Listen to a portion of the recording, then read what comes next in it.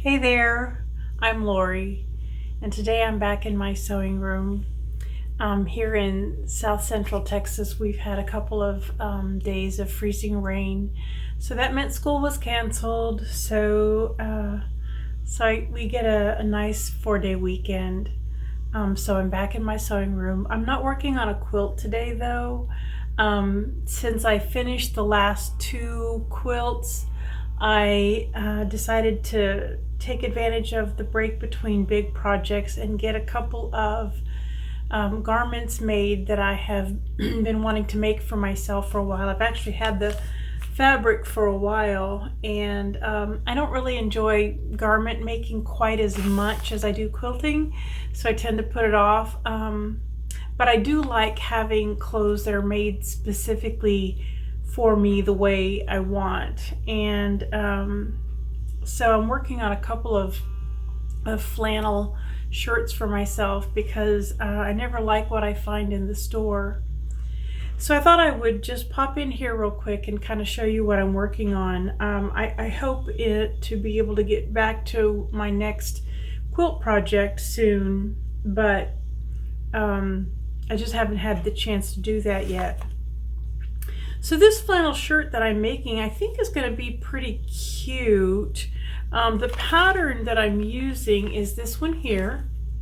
It's Butterick 5861, and I've made this before,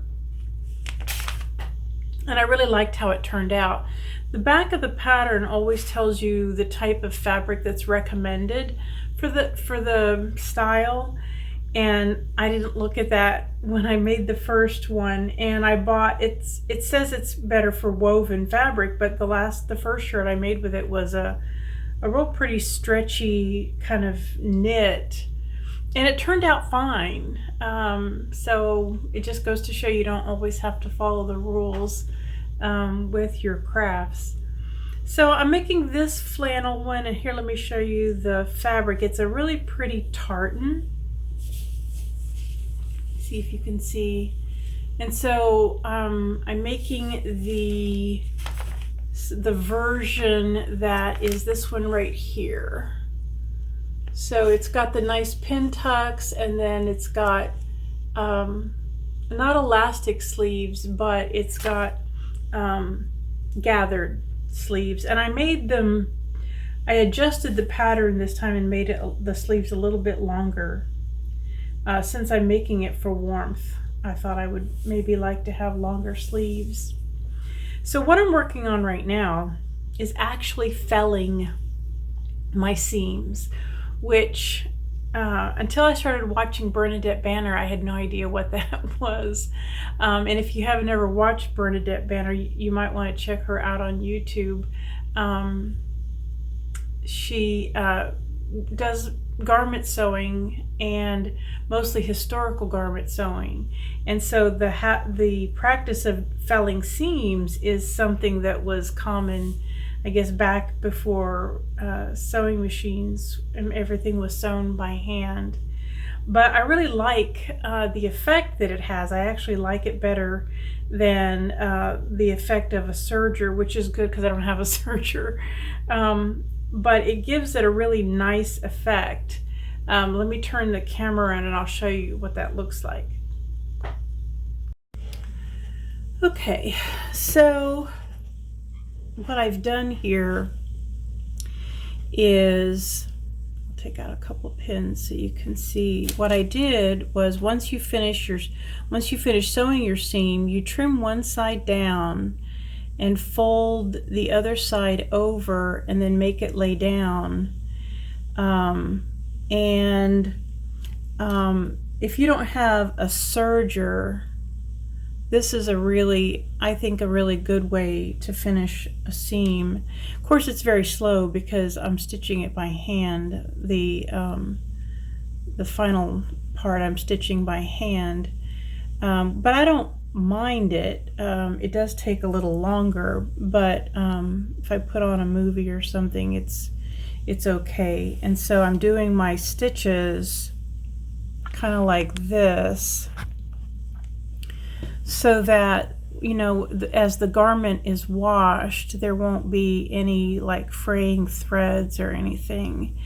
And so I think I like this better than like the serging that you see on, you know, professional or store-bought garments. I think I like the way this looks. Of course, it's a lot slower. And if I did a lot of garment sewing, I don't know that I would do this all the time. But yeah, it's kind of a, I don't mind hand sewing if I'm not in a hurry. It can be, you know, as relaxing as any other handiwork that we do. But that's what I'm working on right now. And as soon as I get this one finished, I have another one planned. So the next top I'm going to make is this one. And I think I'm going to make this version with the wider yoke, but with these kind of sleeves. I think I'll do that. And for that, I have the sort of ubiquitous black and red checked flannel that everybody and their brother wears, especially around Christmas time. But I had a shirt like that years ago, and I loved it, and I wore it till it frayed, and so I've always wanted another one. So I'm gonna make it for myself using that pattern. Here, I'll show you. See, yeah, everyone knows this, right? This is the flannel fabric that you see a ton of at Christmas time. But I think it'll make a nice top in for this pattern. We'll see. I'll give it a shot.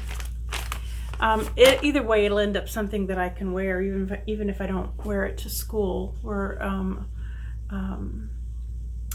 allowed to be fairly casual. I mean, we're not allowed to wear jeans all the time, but I can wear a top like that with just a pair of black stretchy pants. So that'll be something cozy to wear to school till the weather starts to warm up anyway. So I'm going to carry on and finish these seams, and I'll pop in a picture of the finished garment when I get it done. But I also want to add a really big thank you to those of you who have subscribed to this fledgling YouTube channel of mine. Right now, I'm only posting videos about once a month when I have a project going, and most of those projects are quilts and other quilty type projects. And as some of you know, I'll be retiring at the end of this school year, and so at that time, I plan to do a lot more projects in my sewing room and to post videos much more frequently. So that's it for me this week. Thanks so much for watching, and I'll catch y'all in my next video. Bye!